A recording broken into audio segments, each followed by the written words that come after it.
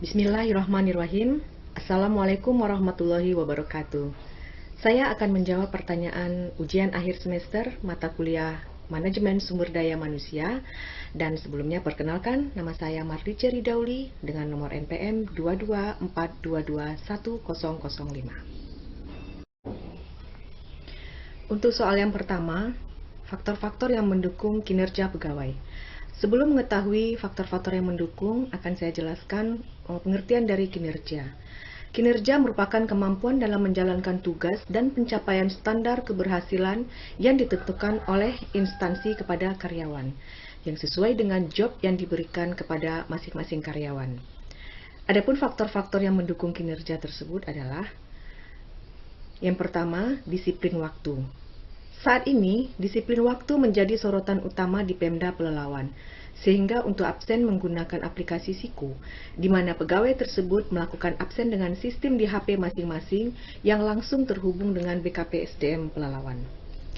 Namun kenyataannya, masih ada oknum-oknum yang melakukan kecurangan-kecurangan dengan menggunakan beberapa cara untuk memanipulasi absen, sementara pegawai tersebut tidak berada di lokasi bekerja. Kemudian faktor yang kedua adalah tenaga kerja yang terampil yang masih kurang dalam hal spesifikasi pekerjaan, karena penempatan pegawai khususnya staf belum berdasarkan latar belakang pendidikannya. Yang ketiga, fasilitas kerja yang masih kurang. Dalam hal melakukan pekerjaan masih terdapat kekurangan peralatan-peralatan kerja seperti komputer, printer, scanner, dan lain-lain, sehingga dalam melakukan pekerjaan menjadi kurang maksimal. Kemudian yang keempat, motivasi kerja dari pimpinan yang masih kurang, di mana pegawai hanya dituntut untuk menghasilkan pekerjaan saja, sementara tidak diberikan motivasi-motivasi lain yang dapat meningkatkan kinerja pegawai tersebut. Yang kelima, yaitu kurangnya, di mana pemimpin kurang memperhatikan kesejahteraan pegawai, sehingga pegawai kurang termotivasi dan membuat komitmen kerja yang baik dalam melaksanakan pekerjaannya, misalnya dengan tidak memberikan penghargaan kepada karyawan dan tidak melakukan evaluasi terhadap kinerja pegawai tersebut. Kemudian faktor-faktor yang mendukung komitmen organisasi.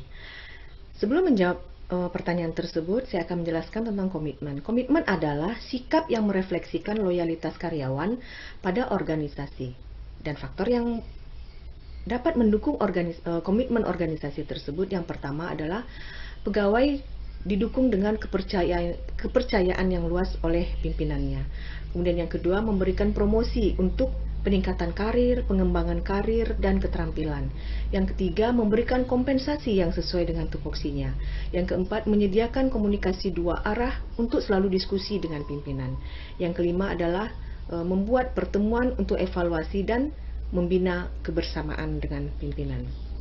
Kemudian, pengaruh komitmen terhadap budaya organisasi. Budaya organisasi adalah nilai-nilai atau persepsi yang dimiliki pegawai yang membentuk dan mempengaruhi sikap dan perilakunya. Sehingga jika komitmen pegawai yang baik terhadap organisasinya, maka akan menjadi suatu budaya yang baik juga dalam diri pegawai tersebut untuk loyal dengan organisasinya. Namun jika hal-hal yang membentuk komitmen tersebut tidak terpenuhi, maka akan membuat pegawai tersebut melakukan pekerjaan dengan setengah-setengah dan menjadikannya sebagai budaya atau suatu kebiasaan. Dan itu merupakan kebiasaan yang buruk, sehingga tidak memberikan kepuasan terhadap dirinya, terhadap pekerjaannya. Tidak ada kepuasan di dalam dirinya. Oleh karena itu, budaya organisasi itu hendaknya adalah suatu budaya yang positif, agar memperoleh kepuasan kerja yang positif pula.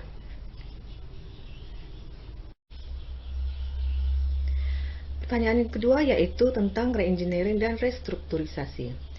Reengineering merupakan proses rancangan bangun ulang secara radikal serta memikirkan kembali proses bisnis secara fundamental untuk pencapaian perbaikan secara drastis dalam ukuran kerja, seperti biaya, kualitas, pelayanan, dan kecepatan.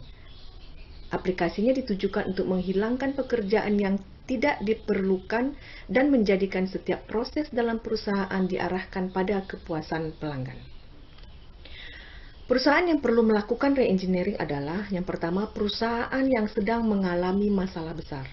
Yang kedua, perusahaan yang belum mengalami kesulitan namun mengantisipasi akan terjadi kesulitan. Yang ketiga, perusahaan yang tidak mengalami kesulitan namun sedang berada pada puncaknya.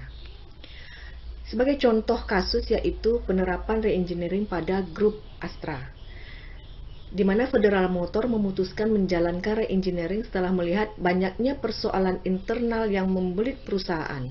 Meskipun bisnis utamanya tidak memiliki masalah, produk utama perusahaan ini adalah sepeda motor Honda yang selalu merajai pasar. Namun masalah utama yang dihadapi pihak manajemen adalah kurangnya sinkronisasi antara pihak pemasaran.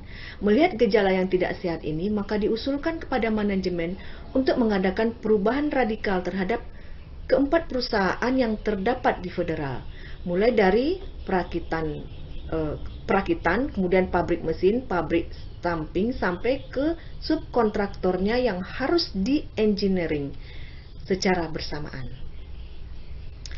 Kemudian saya akan menjelaskan tentang restrukturisasi. Apa itu restrukturisasi? Restrukturisasi adalah upaya yang dilakukan perusahaan dalam rangka penyehatan perusahaan yang merupakan salah satu langkah strategis untuk memperbaiki kondisi internal perusahaan guna memperbaiki kinerja dan meningkatkan nilai perusahaan. Kemudian, kapan perusahaan melakukan restrukturisasi?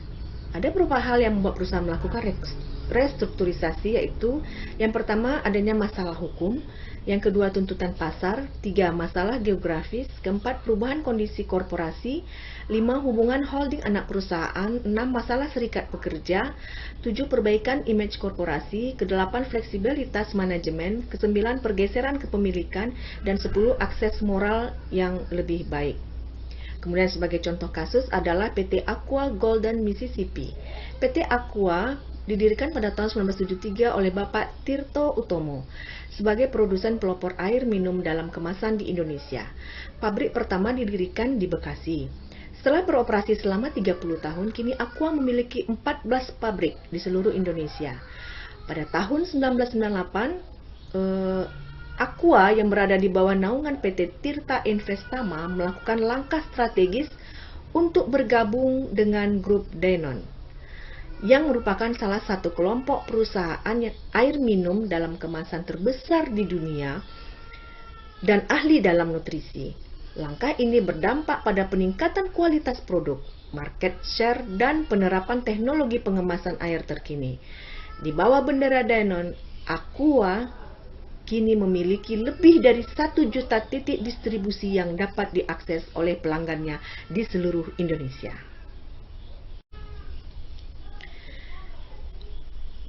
Pertanyaan yang ketiga tentang analisa Boston Consulting Group yang ditinjau dari kinerja pegawai.